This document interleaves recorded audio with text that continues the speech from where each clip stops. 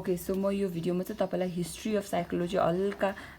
बताइदिन्छु ल I have prepared myself through the internet and बुकको हेल्पबाट अनि सो साइकोलोजीमा चाहिँ फर्स्टमा before 1870 psychology was not consider as a separate social science okay म साइकोलोजीलाई सोसल साइन्स भन्दैछु किनभने यो चाहिँ ह्युमन बिहेभियरलाई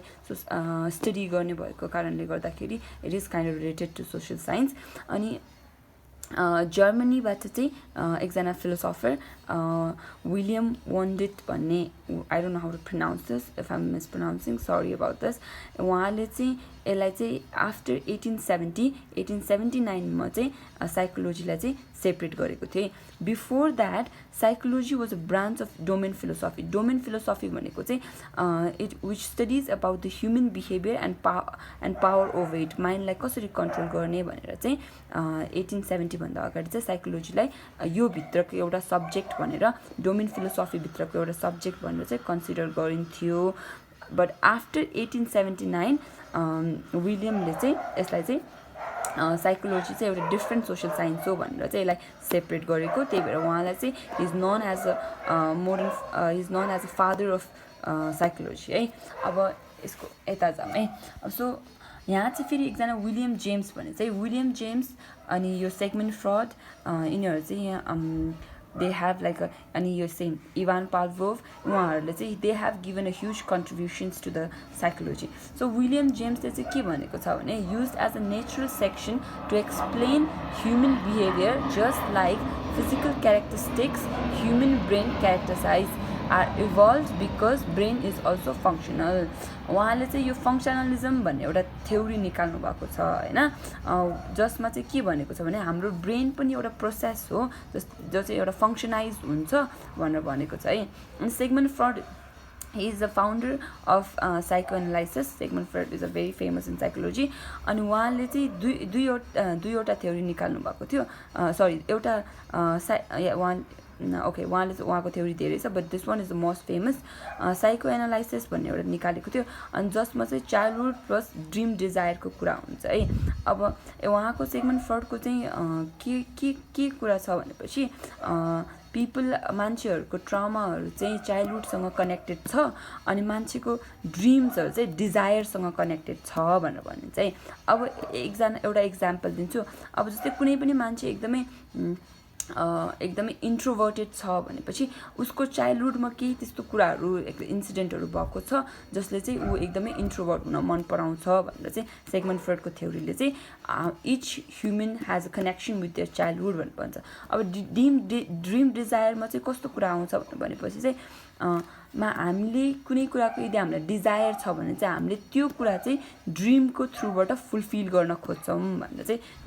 ड्रिम डिजायरमा चाहिँ एक्सप्लेन गरेको छ है अनि अर्को चाहिँ लर्निङ थ्योरी प्लस बिहेभियरिजम भन्ने छ है अनि यो चाहिँ रसियन साइकोलोजिस्टले निकाल्नु भएको थ्योरी हो उज नेम वाज इभान पाभलोभ अनि बिहेभियरिजम थ्योरीमा चाहिँ के भनेको छ भनेर भन्दाखेरि चाहिँ यसलाई चाहिँ क्लासिफाई गरेको छ होइन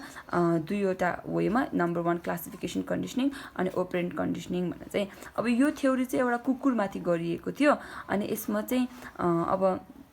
के भनेको छ भने चाहिँ which was experiment on dog stimulus response under it learning theory भनेको चाहिँ अब यो ओपेरेन्ट र क्लासिफिकेसन यो बिहेभियरमा चाहिँ I make a separate video about this one behaviourism theory अनि यो तिनवटा फङ्सनलिजम थ्योरी अनि यो सबै म एउटा सेपरेट भिडियोमा एक्सप्लेन गर्छु किनभने इट्स अ भेरी